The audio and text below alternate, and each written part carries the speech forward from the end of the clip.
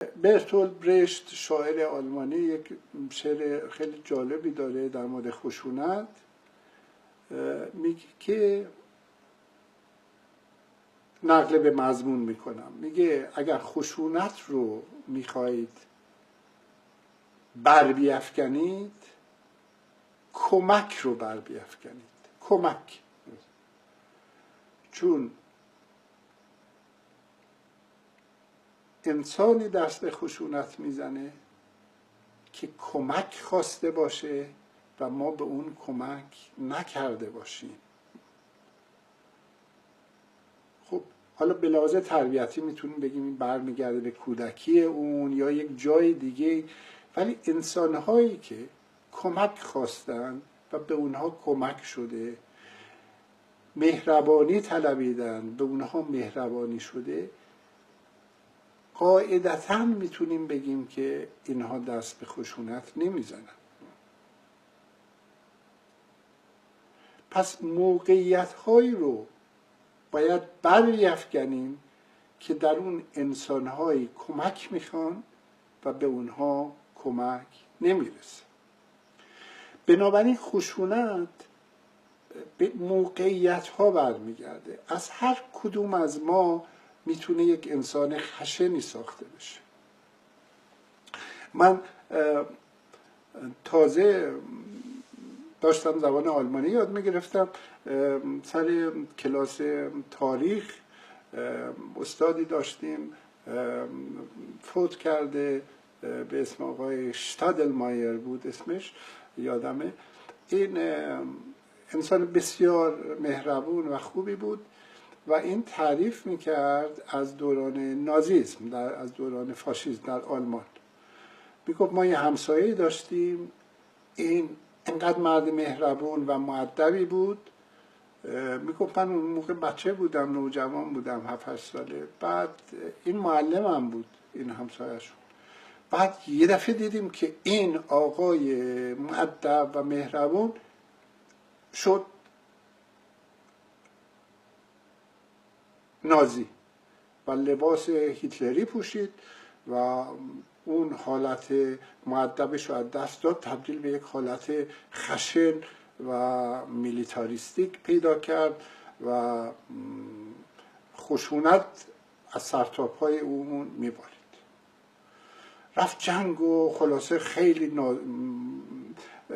فاشیست متعصبی بود و بعد میگفت جنگ تموم شد و برگشتن و فلان. بعد دوباره دیدیم این آقا دوباره برگشت همون لباس قدیمش رو و هر روز صبح سر بر می داشت و کلاهش رو از سر بر می داشت و با مهربانی سلام میکرد و گویا هیچ اتفاقی تو این چند ساله نیفتاد. واقعا انسان ها میتونن چنین نقش های مختلفی رو بازی بکنن و سوال بزرگی که شگفتی میآفریند در بحث نازی که چطور این ملت متمدن و با فرهنگ آلمان به این فضاحت، به این جنایت دست زدن و این وضعیت رو ایجاد کردن. در این مورد نظریاتی وجود داره که به موقع به اون خواهیم پرداخت و در 2 بار سراغ این مسئله خواهیم رفت و از جمله در جلسات آخر فکر میکنم 7م یا 8م پیش بینی کرده باشیم بریم روی. پس خشونت رو برگردونیم به یک کنستلاسیون، به یک موقعیت که انسان ها در اون قرار میگیرن و یکی از این موقعیت ها میتونه موقعیت کمبود باشه. با اون مثال فروشگاه که زدم، در موقعیت کمبود ما میتونیم دچار مشکل بشیم و در نتیجه وقتی در مورد انسان ها قضاوت میکنیم در بعد رفتارشون رو در موقعیت های مختلف بسنجیم.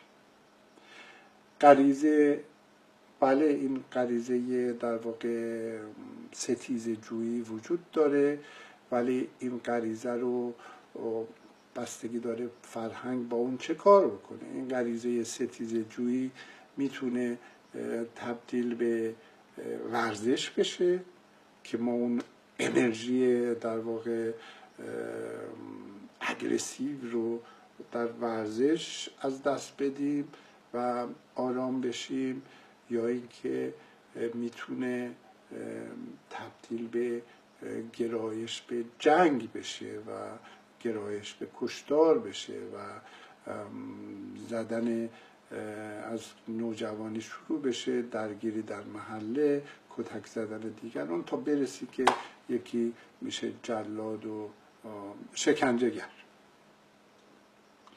خب یک دیدگاه در برابر این دیدگاهی که ما گفتیم که وجود داره، گفتیم دیدگاهی که برمیگرده به موقعیت، دیدگاه دیگه وجود داره که نه، موقعیت ها رو نمیبینه و اساساً ذاتگرایانه عمل میکنه. مثلا ما این رو در کجا میبینیم؟ در حقوق اسلامی ما این اختلاف دیدگاه رو میبینیم. حقوق مدرن به رسمیت نمیشناسه چیزی رو به اسم جانی بالفطره و در نتیجه قبول نمیکنه که یک نفر رو باید از بین برد، اعدام کرد. یک نفر میتونه مریض باشه و به این مریض باید کمک کرد، به هر وسیله ممکن به این کمک کرد، بهش آرامش داد و مواظبش بود. انسان ها نیاز به این کمک دارن.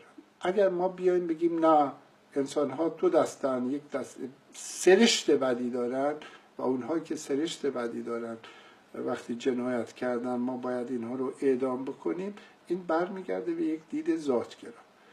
حقوق مدرن در برابر میگه که کسی که جنایت کرده جرمش سر جای خودش، ولی جامعه باید ببینه تقصیر خودش چیه، این از کجا آمده، چی باعث شده که این فرد چنین کنه و دنبال مشکلات میگرده، دنبال اون شناسایی موقعیت هایی میگرده که انسان ها به خشونت رو میان، به توزیع مواد مخدر رو میان، به جنایت های مختلف متوسل میشه.